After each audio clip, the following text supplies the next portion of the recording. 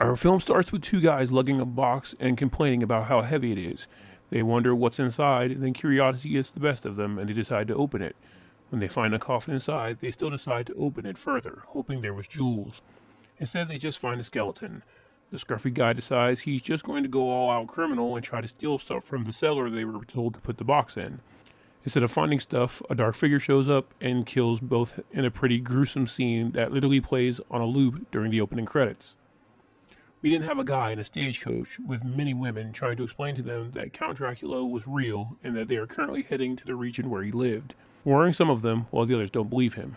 Just then, one of the wheels comes off of the coach, and to make matters worse, the horse then kicks and kills the driver. The guy and one of the women go off to look for the wheel, but in reality use it for some alone time to make out in the woods, as apparently they're hiding their relationship for some reason. Back with the coach, one of the women has pretty much figured out the situation with the guy and the girl, but the other thinks she's just being negative. By this time, it's dark and a storm is brewing. They debate whether to stay in the coach until daytime or to go into a sanatorium on a hill where a bunch of people died of anemia before it closed down in the guy's Dracula story. Of course, this being a horror movie, they decide sanatorium with the creepy backstory is the better of the two options, and off they go. When they arrive, the caretaker of the sanatorium, Dr. Marlowe, tells the group, who we now know are Emra, the guy, and the girls being Karen, Senta, Marlene, and Elka, that they can stay there for the week, since that's the next time others will come to bring supplies in order to fix the carriage. After some background conversation about the girls either being scared or debating whether the doctor, who is their host, is hot, they eventually go to bed. After dark, Emra sneaks into Marlene's room for a bit of hanky-panky. In another room, Karen is kept up by one of the open windows, banging repeatedly, but when she goes to close it, she sees a vampire and faints. Dr. Marlowe grabs her and takes her back to her room. The next day, Kara, Senta, and Elka decide to snoop around the house. Senta seems to be the troublemaker of the group, while the others just follow her lead. She reads the girls a book about Dracula, which tells the story of him needing the blood of a virgin that gives it to him willingly to gain powers. That night, Emra gets attacked by the vampire. Elsewhere, we see Dr. Marlowe is also a vampire. He sneaks into Marlene's room and bites her. Karen then heads down the stairs because she couldn't sleep. She finds the doctor, who asks her if she would like to take a midnight stroll. This scene is pretty long, but the gist is he's flirting and is interested in her. We eventually see Senta watching them. The next day, the busty trio of Karen, Senta, and Elka once again decide to go for a stroll, but this time it ends with Senta getting her leg caught in an animal trap. Dr. Marlowe struggles to deal with Senta's injury at the sight of the blood. Meanwhile, Senta is on full-on seduction mode with her cleavage out and rubbing the doctor's hand. Senta ends up being able to sleep alone the following night when Karen volunteers to sleep in the room with Elka. After dark, we hear a female voice calling for Elka. She gets up to check it out and is bitten by a now vampire Marlene. Senta then wakes up in the middle of the night and attempts to seduce Dr. Marlowe and is successful. We then see Marlowe lead Marlene and Elka, who is now also a vampire, down into a crypt. Elka sees the other male vampire and proceeds to attack him before running off. The next morning, Marlowe rejects Senta, who begs for his attention. We realize that the issue is clearly that she is the exact opposite of a virgin.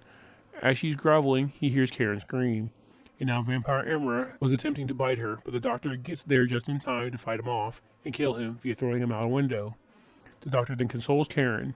Karen then freaks out about what she thinks might have happened to the other girls, and we then see Senta in a basement being fed on by Marlene and Elka. As Dr. Marlowe and Karen search the house for the others, they run into the first vampire, who knocks out Marlowe and takes Karen.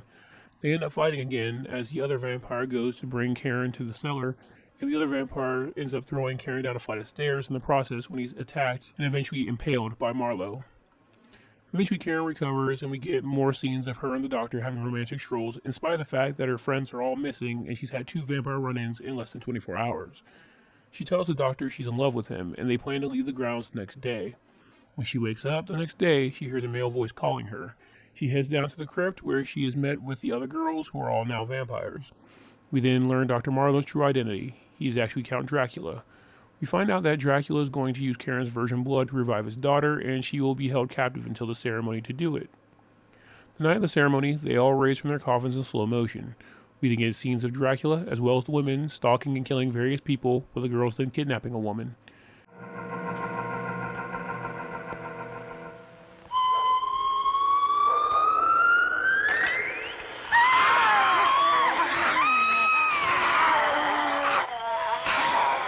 They eventually come back and Dracula retrieves Karen while we hear a voiceover of Dracula explaining that the ritual requires a virgin to be tortured and the blood of the tortured virgin must be then mixed with the blood of a willing virgin to restore his daughter. We see the women do all the work and the body of the Countess regenerates. We're then told the ritual isn't complete until the next full moon. We then see Karen almost escape from her cell later on as Santa leaves her cell door open when she attempts to feed on her behind Dracula's back. Dracula then shows up just in time and stakes her, protecting Karen. Dracula then changes his mind about resurrecting his daughter and has the remaining women throw her body into a creek. When he goes to Karen to tell her the good news, she attempts to protect herself with a makeshift cross. He reassures her she has nothing to fear from him, and the two head to her bedroom for a supernatural lovemaking session. We then see that Dracula has chained Marlene and Elka outside for them to burn in the sun, stating he no longer needs them. Dracula then begs Karen to become a vampire, and when she turns him down, he stakes himself in the heart, groaning her name before dying. We then see him decompose as she cries for him to come back. The film ends with Karen walking in the woods. For the record, I promise I didn't skip anything here. The final act of the film goes off the rails and skips around a lot, with much of the exposition being explained through Dracula doing voiceovers as all of the very random stuff happens on screen. It's a very TNA-filled movie, so not like many would notice the huge number of plot holes anyway. Thanks for watching. If you like these recaps, please leave a like and subscribe and hit the bell icon to know every time I update.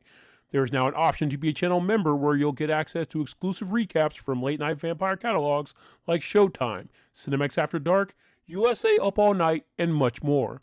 If you want to help my channel grow, please check out my Patreon, where members can get exclusive content that can't be uploaded on YouTube, along with download options. Link is in the description.